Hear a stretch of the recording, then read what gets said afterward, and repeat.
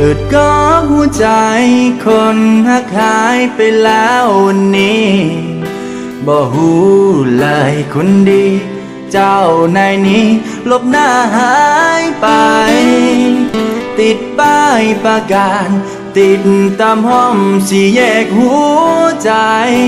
ประกาศให้คนทั้งหลายเพื่อมีภัยเห็นเงาเจ้าเดนอนเจ็บและทมนอนขึ้นคมเจ็บจนปานตายดังเชิดมีดบาดกลางใจนอนเจ็บอยู่ในห้องไอซียูมีเครื่องหายใจอยู่ข้างกายเป็นเพื่อนเคียงคู่มีออกซิช่วยหายใจอยู่บ่มีผู้มาปั๊มหัวใจประกาศบนนี้คนคนนี้กำลังใกล้ตายประกาศให้โลกไว้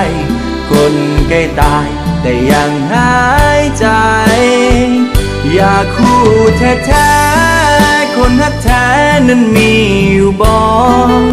หรือเพียงมาหลอกให้หลอกให้ความหวังแล้วมาจากไปประตูหัวใจเปิดไว้เพื่อรอคนหนึ่งคนที่มีหักหวานซึ้งขอคนหนึ่งที่เขาจริงใจบ่หลอกบ่ลวงหลอกให้หักแล้วมาจากไปขอเพียงหักแท้จริงใจขอมอบถวายกายใจให้เลย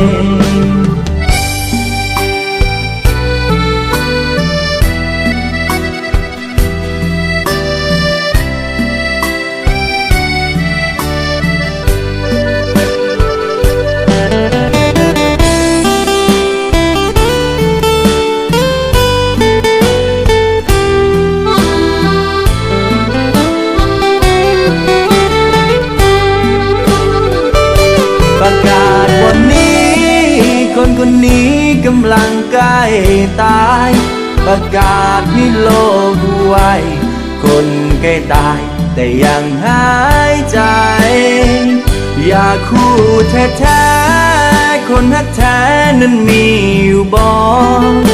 หรือเพียงมาหลอกให้หลอกให้ความหวังแล้วมาจากไปประตูหัวใจเปิดไว้เพื่อรอคนหนึ่ง